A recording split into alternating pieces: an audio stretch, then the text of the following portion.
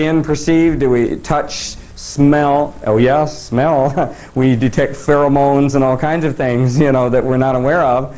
Yeah, it seems that most of our sensory organs probably have dual functions. And the other thing, for example, is peripheral vision. I spent years. This is the other thing I'd like to impart today. One thing I'd like to give you as a group, which I think, well, when I was a child, for some reason, now that is so weird. How, I mean, you know, when we were created, why did we get an ultrasonic hearing organ and our ears only detect sound? In other words, the saccule will not pick up ultrasonic sound through the ears, only if you take the ultrasonic sound and you apply it physically to the body.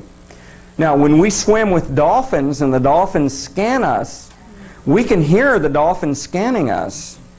But what you don't realize is that a lot of the hearing that you're hearing is neurophonic hearing. In other words, you're hearing the ultrasonic scan of the dolphin through your body. You're hearing the way you hear with the neurophone. You think you're hearing that dolphin whistle with your ears when you're underwater swimming with a dolphin. But those dolphins are scanning you ultrasonically, and you're hearing neurophonically. And what's happening is that the saccule in the ear is picking up the ultrasonic signals. And we now know, for example, that when people swim with dolphins, that the left and right hemispheres of the brain go into perfect phase coherence. So one of the functions of the saccule is that when it picks up certain ultrasonic frequency signals, it puts the brain into phase coherence. So it's another channel into the brain, an ultrasonic channel, but only works through the skin. So now, the latest neurophone we have uses little thin piezoelectric. Piezoelectric means that when you apply an electric voltage, that it vibrates in accordance with the electrical voltage. So these are ultrasonic transducers. They're little metal plates. They don't have voltage across them. In other words, they don't, you know, they have about 20 volts, but they don't, they actually vibrate at ultrasonic rate. And when you apply that to the skin, 90%, over 90% of the energy goes in ultrasonically, but about 10% of it is a distortion that ends up being heard by your ears. In other words, with the current neurophone, it's not silent like my original neurophone. When the original neurophone, when you put it on the body, no one could hear standing next to you. With the current neurophone, if you put the electrodes on your head, someone standing next to you can hear the music. But what they're hearing is only a small percentage of the actual power. Most of it's in the ultrasonic range going to the saccule in the brain. Now, it's very hard to get rid of that 10% vibration that you hear with your ears. Like a lot of people have said, gee, I'd love the neurophone to be totally silent like the original one. And the only way to do that is with 3,000 volts right now, because I cannot make an ultrasonic transducer inexpensively, when I say inexpensively, for less than $10,000, that will be silent. In other words, I'd have to have a $5,000 transducer here and a $5,000 transducer here in order for it to be silent, because it's called harmonic modulation distortion. In other words, these transducers are only so efficient at ultrasonic frequencies, and some of the sound from the modulation spills over. So for those of you who know what that means, then you'll understand why the current neurophone makes some noise when you listen to it. What was the level of distortion in the original? Well, because the skin's the vibrator. The skin is an electrostatic loudspeaker system is about as efficient as you can get, and that's basically, the original neurophone was a 40 kilohertz electrostatic loudspeaker that's vibrating the skin internally at 40 kilohertz, and the skin itself is piezoelectric. And so I just discovered a phenomenon which no one even knew about in the world until, you know, and of course we didn't know how the neurophone worked. I made the first neurophone in 1958, and it wasn't until 1991 that Dr. Leonard discovered how it works. So now we know that. Now it's interesting, another interesting point is the idea is that if the saccule is a dual function organ, how many other organs in our bodies perform dual functions? How many other sensory organs perform dual functions? In other words, do our eyes see things that, or perceive things that we aren't even aware of consciously? Yes, they do. Does our skin perceive? Do we touch, smell. Oh yes, smell. We detect pheromones and all kinds of things, that we're not aware of. Yeah, it seems that most of our sensory organs probably have dual functions. And the other thing, for example, is peripheral vision. I spent years. This is the other thing I'd like to impart today. One thing I'd like to give you as a group, which I think, when I was a child, for some reason, I was a pretty spiritual little kid. In spite of all the bad, things, all the weird things I did, But I was mischievous, but I was spiritual.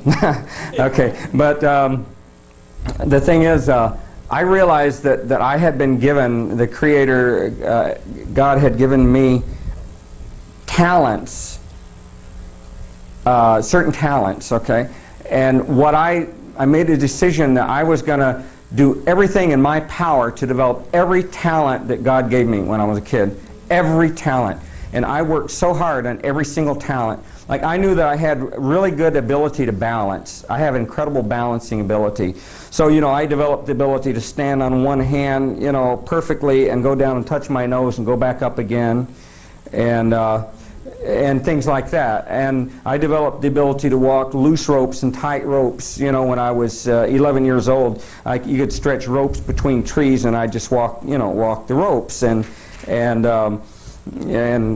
I was so confident of my ability that I did a handstand with my fingers over the edge like that on a 12-story building in Houston, Texas, on the very edge of it, on the very top with wind blowing. And when I was 17, of course my mother didn't know that.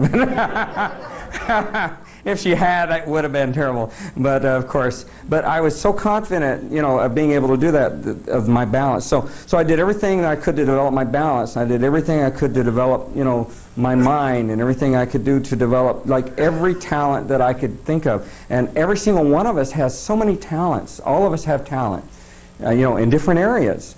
But we have talent that we've never developed. And to me, that's almost a crime that the Creator somehow gave us talent that we're not developing, that we haven't focused on and developed. So that's one of the things that I think is really important to do, is to sit down and figure out what you are talented at, no matter what it is, because every single one of you might be a talented artist, and you might be working as an insurance salesman, but an incredible artist.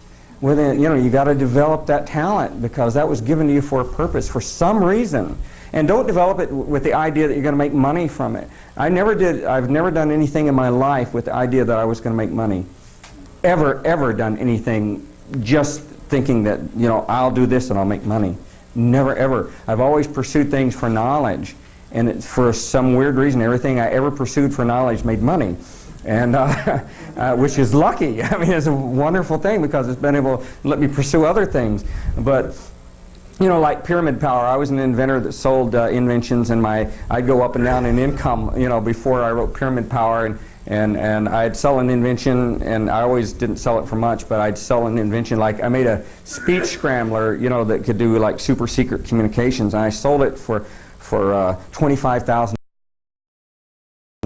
cash to a guy. It was in Boston, and it was during they were having a lot of problems and things in Boston, and the police wanted to have scramblers. No one in the world, they didn't have them, and so I developed a scrambler. I had 27 cents in my bank account, and it's a strange story.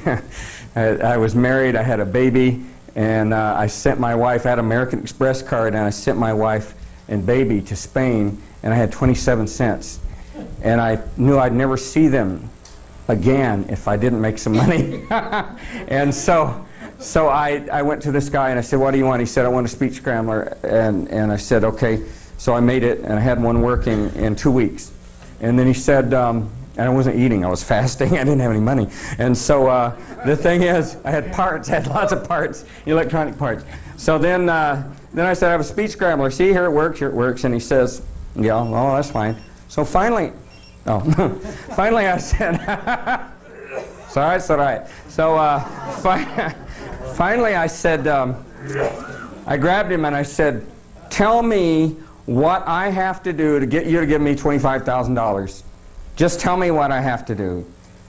And he said, Okay, well, he said if you put a transmitter at the police station in Worcester, Massachusetts, and you put a receiver in a police car, and they go out in the police car and they can talk back and forth and understand each other, and no one else can understand them listening in, I'll give you $25,000. You give me the circuit boards and the diagrams, and you can do whatever you want. So I went down to, is the wind doing weird thing? I'm sorry, I have to close. Do you want to come in and sit here? Yeah. Okay. And close the door, please. Okay. All right. Wind noise is terrible on microphones. Okay. You know what they do? They put condoms over microphones to cut out wind noise, but I wouldn't want to wear one up here. Okay.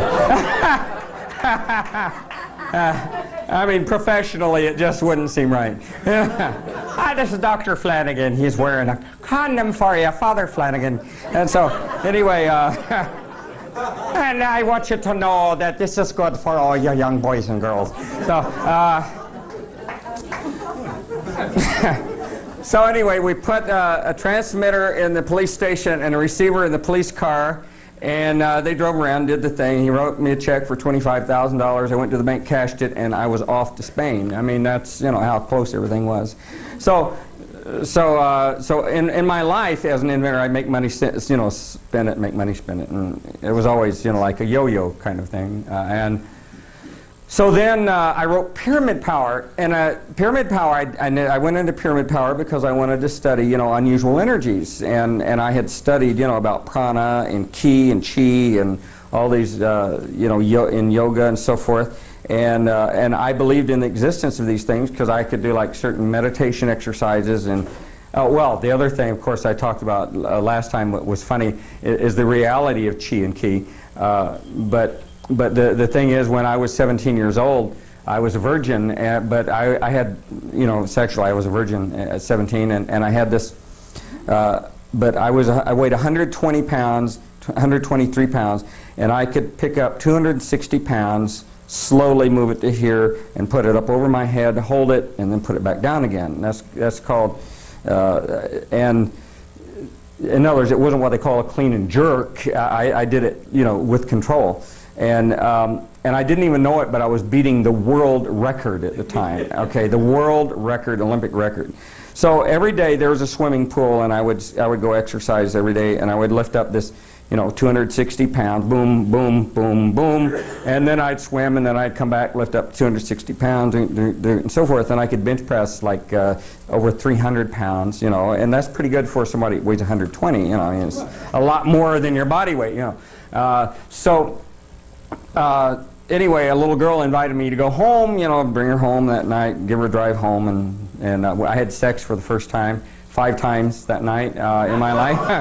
And so anyway, the next morning, I go to the swimming pool, and I can't get the weights off the ground. And so I'm going, I have the same muscles I had yesterday. I can't get the weights off the ground, and it was so disappointing. I mean, I had a new fun, but my old fun wasn't working anymore. I couldn't lift the weights off the ground. And so that bothered me terribly to figure out what was lost. What did I lose from having sex? And then finally, of course, I knew about prana and chi and all that, but the reality of it was that that's when I became really aware of what we call inner energy. And years ago, I had a company called Energy, I-N-N-E-R-G-Y, which means inner energy. And I taught 16,000 graduates in seminars. We had weekend seminars where I taught all day long for a weekend, and everybody paid $300 a piece to you know, gain knowledge or whatever it was that I was imparting, you know, about inner energy and knowledge, you know, and meditation, all these things. So anyway, but that was the reality. The real reality for me, that ki and chi and prana and psychic power was real, was when sex and blew all my inner energy away, and couldn't pick those weights off the ground. In other words, I knew that my muscle strength had a lot to do with inner energy and not to do with the physical size of my muscles. Up until that point, I thought it was just the physical structure of my muscles. I had really good muscles, But it was a whole lot more than that. And then, of course, I developed something called hysterical strength, which is the ability to turn on, superhuman strength during emergencies. And part of that is chi and ki also. And so the reality is that we all have this, and the most important thing any one of us can do is develop inner energy or chi and ki. And there is something that I'd like to tell you about, which was interesting, that you could all try, that you could all do actually, that would be well, I don't know. Anyway, but one of the things is that I learned to control my sexuality after that. In other words, at a very early age, I started practicing, controlling my orgasms, and developed, tantric techniques, and went 8 years without ever having a single ejaculation, and just storing up the energy, the vitality in my body. And then I discovered in an esoteric, by translating some esoteric texts and things, I discovered that that this is in many ancient teachings. It's in the story of Santa Claus. It's in the book of Revelations in the Bible. It's in lots of nursery rhymes and things. But basically, if you take a lot of these old stories that have been handed down for hundreds of years or thousands of years, and you take all the proper nouns like the names of churches or the names of places like cities that are in the stories, or the names of people, and you look up the world origin. There's a book called Anacalypsis that gives you the origin of words that you can look through and trace the actual origins of words. And Anacalypsis is an incredible book, wonderful book that I got when I was quite young. But basically, if you track all this, you come up with an esoteric teaching that talks about how sexuality can be used to build inner energy and power psychically, and also to become what is called Christed. And basically what it says is that, and by the way, this goes right back to the Mayan calendar, and this goes back to the moon phases and everything else, because the Mayan calendar is based on the actual rotation of the moon through the sky. There are 13 moon cycles in a year, okay? And basically what it says is that we have new moon, where the moon's all black, and then we have, like the first quarter here, and then we have the full moon, and then we have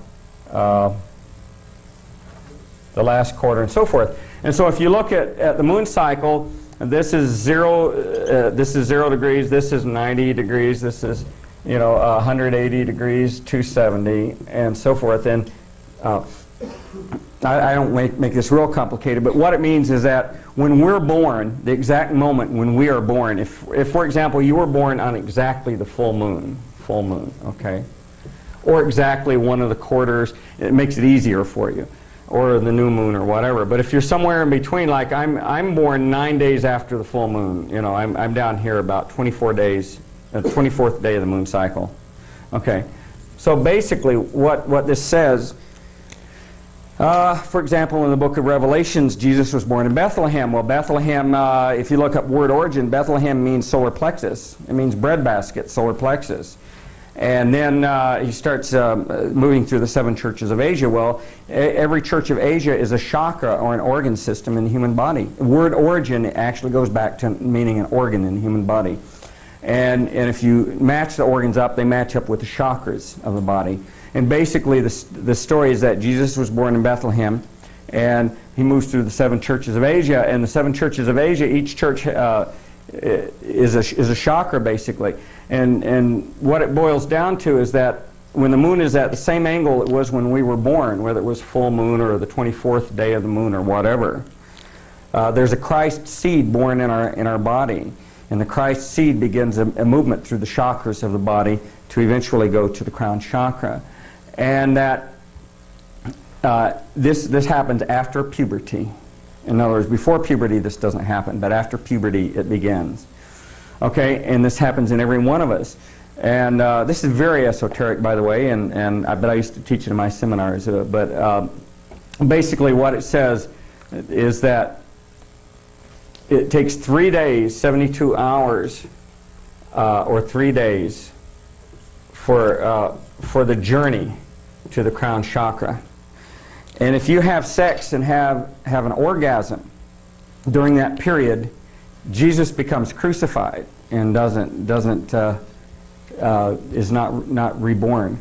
But if you, during that 3-day period, have sex without orgasm or become sexually excited without orgasm, it releases the Christ seed in the body releases an oil. And this oil is stored in the pineal gland. There is an oil found in the pineal gland medically that no one can understand its origin. But basically, this oil, if you do this 13 moon cycles is 1 year, and each moon cycle represents one of Christ's disciples, and the 13th is Christ. The pineal gland collects these 13 samples of oil from the 13 Christ seeds that are born in the body, and on the 13th one, you become Christed. The word Christed means to be anointed with oil, and basically all it means is that your pineal gland now has accumulated this special substance which is so precious. It's more precious than any other substance on earth, because once the pineal gland accumulates enough of that material, we go into bliss consciousness. We become Christed. Every single person becomes Christed or anointed. And there are many, many levels of meaning. I'm not saying that this is the only meaning in these stories, but I'm telling you that this thing is in so many stories that it's unbelievable. And these are esoteric teachings. See, during the Dark Ages, before the Dark Ages, all of these teachings were freely available.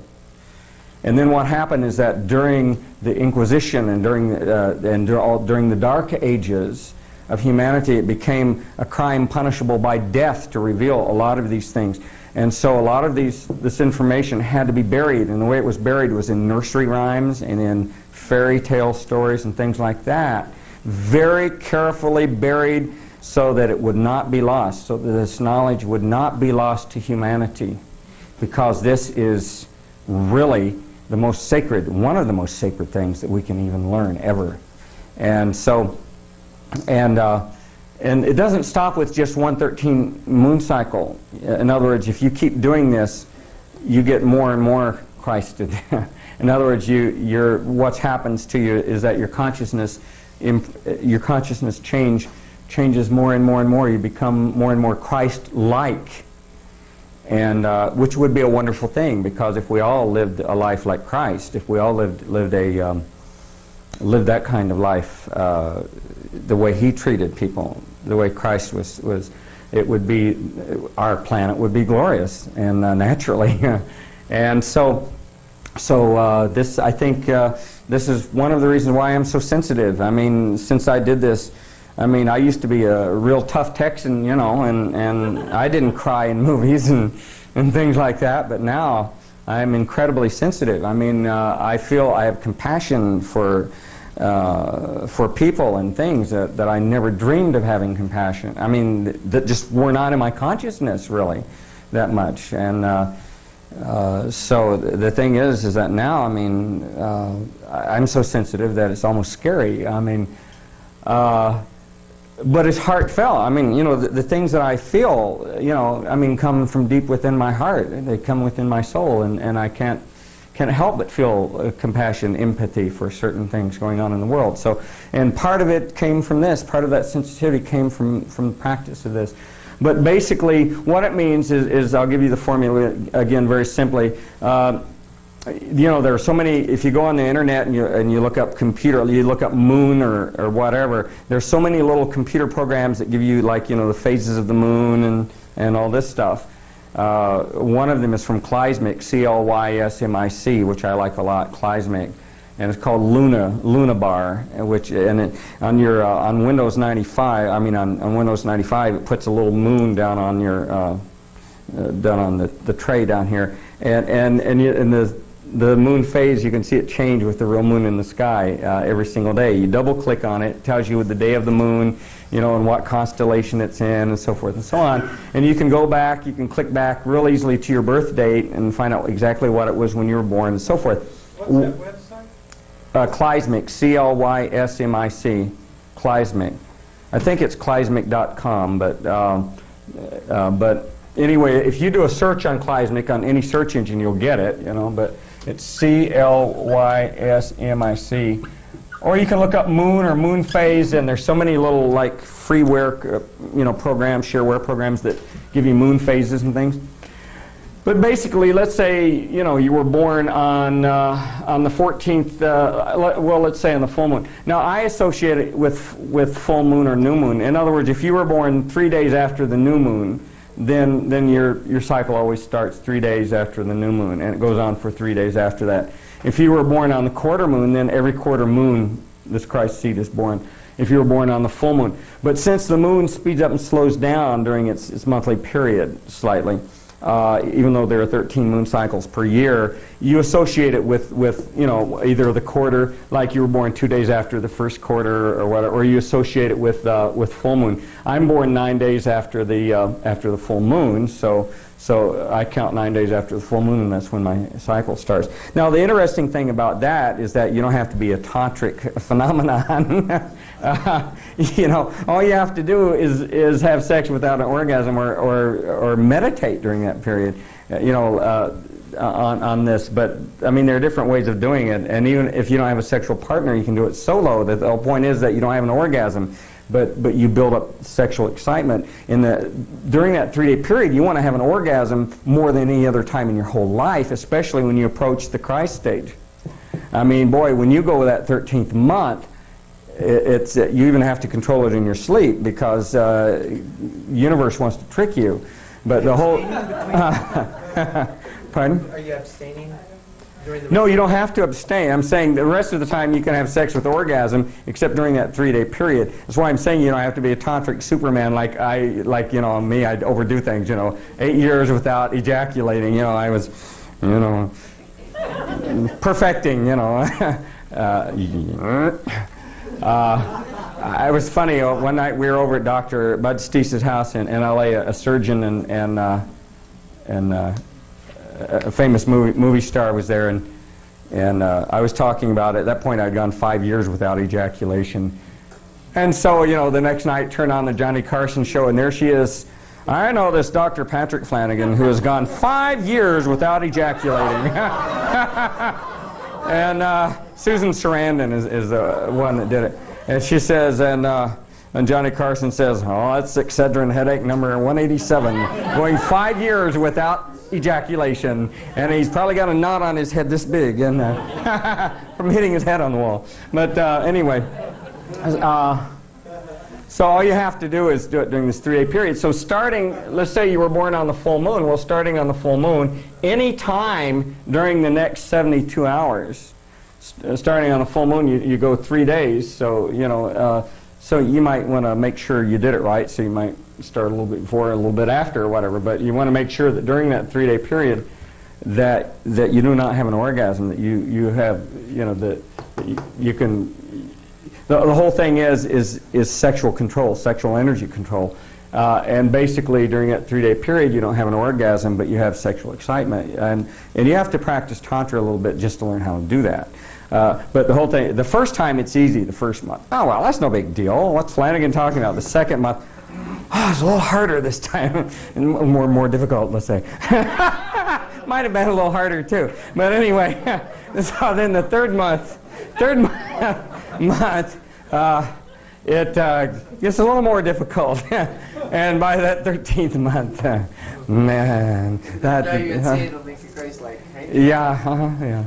So anyway, this is something that I used to teach in my seminars, just one of the myriad things. But and I know a few people who did it and succeeded, and they're quite interesting people.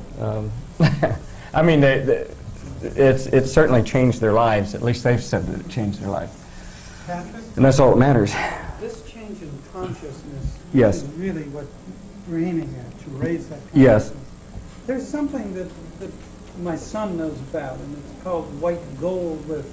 Yeah, I know, white gold. Mm-hmm. How does that relate in your mind Oh. to this sort of... Well, monomolecular gold, white gold, that's a thing going around. And the idea is that if you take monoatomic gold, that's gold. Gold comes in clusters, just like water. and larger cluster gold, if you take it, it's inert in the body, but supposedly if you take diatomic or monoatomic gold, that's been, and it's white in color, and then if you take the monoatomic gold that it's improves consciousness. I know I've talked to David Hudson and so forth. I'm not fully convinced of it yet. I mean, I'm still, my thinking on it is still open, but there are a lot of things, as you know, there are a lot of things out there, and I'm not saying there's only one way to consciousness. There are thousands of ways probably of becoming Christ consciousness. You know, meditation, mantras, practicing tantra, doing this moon cycle thing or whatever. But a lot of this sacred knowledge, the most sacred knowledge, was buried during the Dark Ages because of the evil that was rampant on earth, and still we're in a form of Dark Ages now, but we can talk freely about these things without, you know, someone wanting to put us in the Inquisition. And is there a sacred name for the oil? a sacred name for the oil? Oh, I can't remember. Amrita, it might be. I know that the third and fourth ventricles of the brain are called the cave of Brahma, and that one of the things that happens, by the way, there are different phenomena that happens every month that I haven't told you about. For example, well, naturally, I haven't told you about all of them, but for example, you'll start hearing whistles in the middle of your head. I mean, loud whistles like a flute, you know, like that. And I'm talking about when that whistle goes off, it is so loud that that all your other senses cut out, and you're just absolutely bathed in sound, and it's coming from inside your head, and other people can hear it if they're sitting right close to you. And basically, in esoteric texts, they show between the third ventricle of the brain, which is a hollow cavity in the center of the brain, and the fourth ventricle is a little bitty tiny tube. And the idea is that when you do this, you build up pressure in your spine. Your spinal fluid builds up pressure. And the thing is, and the pressure builds up in the third ventricle, and then moves into the fourth ventricle, and then back into the third ventricle, and it oscillates. And that fluid moving back and forth through that little hole actually makes sound. And you hear it in the middle of your head. It's a neurophonic kind of thing. And when it goes off loud. And you hear this thing, it's so loud it goes, and paralyzed. I mean, I was completely overpowered by it when it happened. And it gets stronger and stronger. And the other thing is that you hear birds flapping in your head. You actually hear it like sounds of thunder, drums, birds flapping. I mean, and this is all movement within these fluids in the brain. I mean, profound things happen inside you when you do this. And actually, some of the ancient texts talk about the sounds. They talk, and in ancient, like in India, when they show drawings of the cross section of the human skull, and they show the third and fourth ventricles of the brain, they show a musical instrument right where the third and fourth ventricles are joined, and the musical instrument they show is called a lyre, L-Y-R-E, and basically that's showing that the musical sounds come from there, come from that point, and you can get that through Kundalini meditation and different other kinds of things too. But this is just one other way of doing it. Yes. Have you worked with the Sri Yantra to produce various effects, both in consciousness and external? Yes. Well. Thinking of, I have one question. Bill Williams from the artist. Right. He used the Sri Yantra Right. on the land to restore fertility to the soil Right. and do all kinds of wonderful things. Have you done anything along those lines? The Sri Yantra is a very powerful symbol that I have. That's why I have it tattooed on my arm here. I have one of my perfect ones tattooed right on my arm, and the Sri Yantra is very powerful, and it does affect things. And in my lectures, by the way, I used to have a device known as a ballistic kinesiometer. You know, people are always doing muscle testing, and it's become almost ridiculous. You know, everywhere you go, they're doing these things. You know, did you know me in a past life? Yes, you knew me in a past life. Did you kill me? No, you didn't kill me. Ah, thank God. You know, I mean, so that's, you know, but there are misuses for everything, and every tool has a use and a misuse. We all know these things. But so I had a device called a ballistic kinesiometer, and what it was a strain gauge that you could hold out your arm and I'd say resist, and I'd push down on it, and it actually gives what's called a ballistic curve of muscle pressure. It goes into a